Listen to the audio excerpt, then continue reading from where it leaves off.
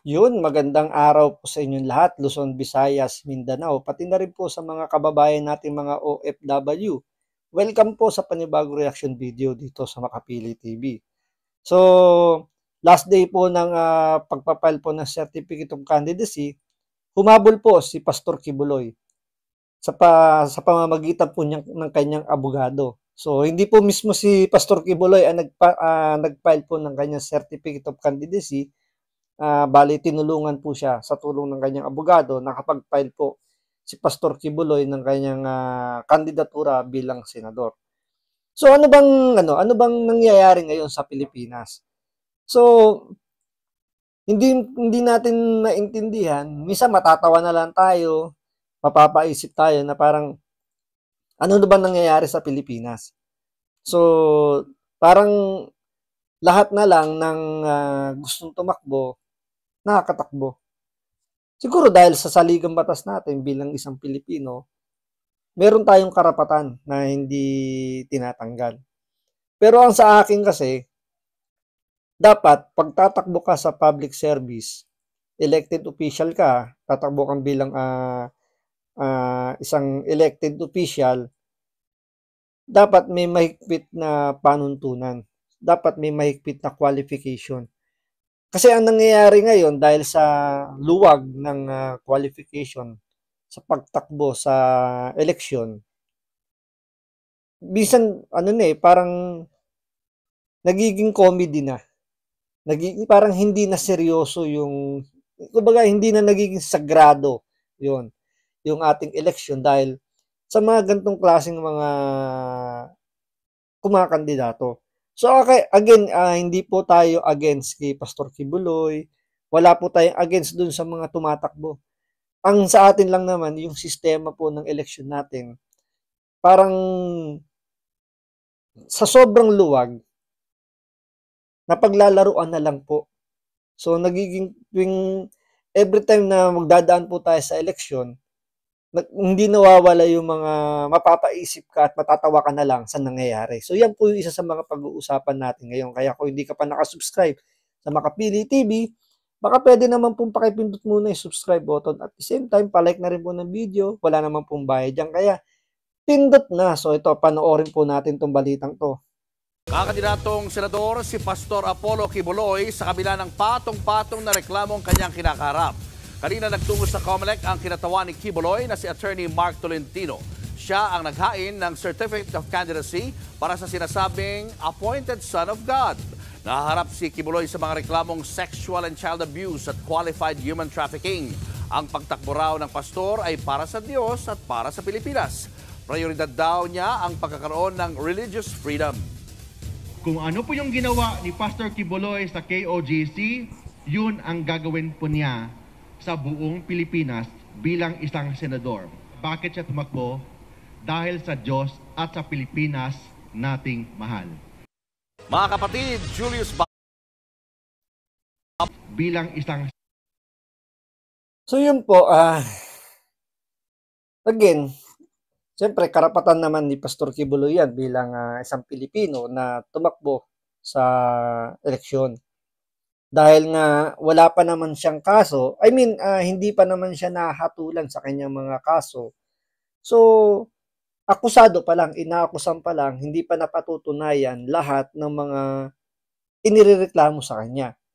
So, hanggat walang guilty or walang lang, sabihin natin, hanggat walang guilty verdict, syempre kung i-acquit naman si Pastor Kibuloy, so automatic, wala siyang kaso. So, hanggat hindi nagbibigay ng guilty verdict ang korte natin, so wala makakapigil na tumakbo bilang senador si Pastor Kibuloy. Isipin niyo na lang ito kung si Pastor Kibuloy, sandamakmak yung kanyang mga kasong kinakaharap, pinayagan ng COMELEC na tumakbo, ito isipin ninyo. Si Franz Castro ng ACT teacher na ito may guilty verdict ng korte sa kasong child abuse pero nakatakbo bilang senador.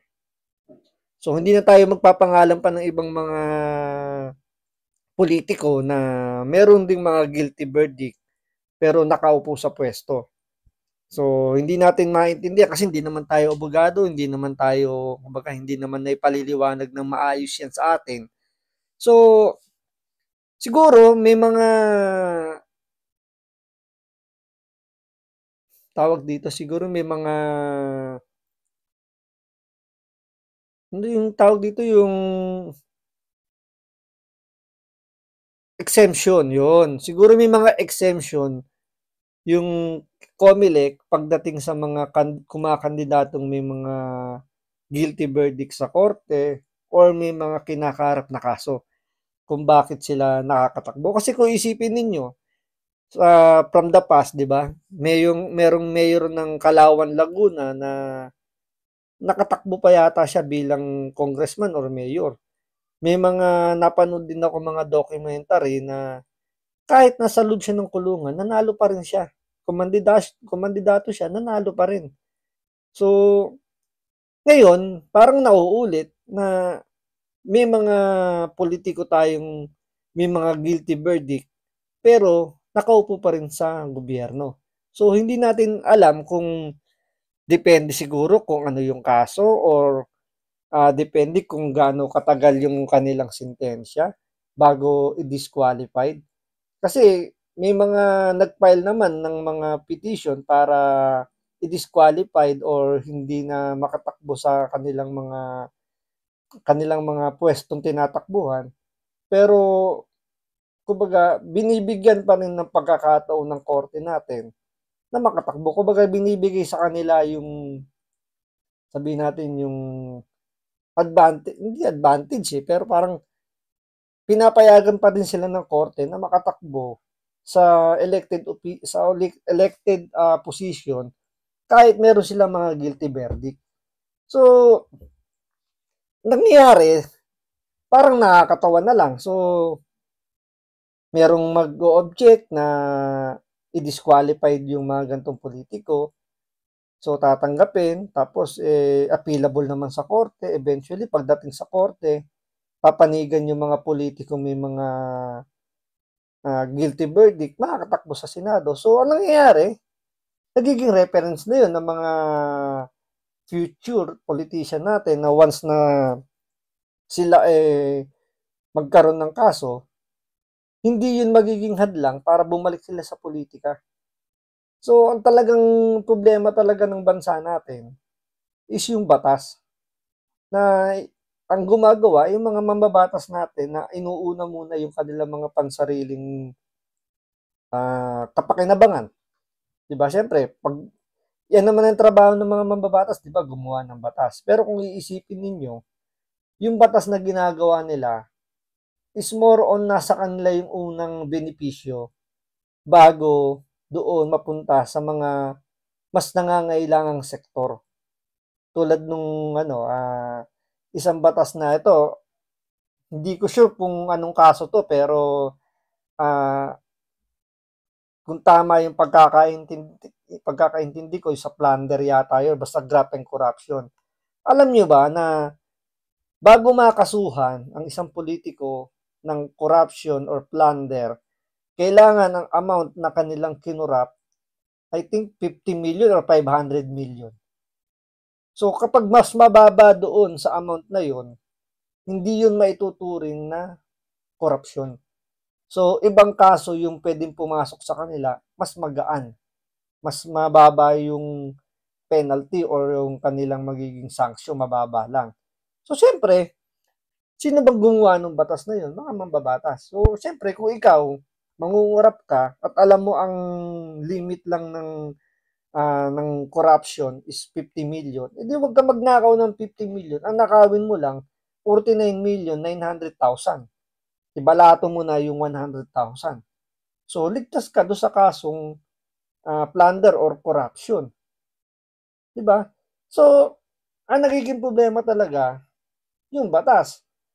Meron pa nga nakasuhan, kung di ako nagkakamali, parang rank and file staff ng isang government agency, napakalit lang ng amount, parang office supplies lang yata yung kanyang naiuwi. kinasuhan, nakulong. So, parang nangyayari rito, yung batas natin, nagiging applicable lang sa mga mabababang pwesto sa gobyerno o sabihin natin mga rank and file, mga ganun na nangyayari.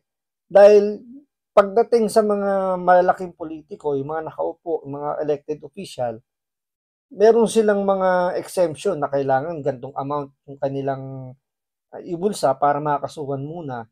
Samantalang pag mga rank and file, kahit maliit na amount, diretso kulungan kagad. So, talagang nasa batas natin ang problema, hindi po sa mga tumatakbo. Kasi kung hihigpitan kasi ng batas natin yung mga qualification para sa pagtakbo sa mga elected position, hindi ganito ang mangyayari. So, nangyayari rito, napaglalaruan, so napagtatawanan po tayo o napagtatawanan ng mga, alam yun, na nagiging kengkoy na. Kaya nga mapapansin nyo, sa dami ng mga nagtumatakbong elected, mga kakandidato dyan, halo-halo, may mga kung ano-ano yung mga profession sa buhay. Yung iba naman, wala naman talagang profession, pero alam niyo yung advocacy niya o yung kanyang magiging plataforma, nakakatawa, still, pinapayagan pa rin tumakbo. Although, yung iba nagiging nuisance candidate, pero still, doon pa lang sa proseso ng pagpapile, doon pa lang nagkakaroon na kagad ng kakatawanan. Hindi siya talagang strictly implemented. Kung gawin na lang kagad nila, once na nag-file, automatic yun na. Kasi nga, nasala na kagad doon sa qualification. Doon pala sa qualification, mababalidate mo na kagad kung itong taong to is qualified na mamuno sa ating gobyerno, di ba? So, hanggang dito na lang po muna. Maraming salamat sa panonood. Ingat po kayo lagi. God bless.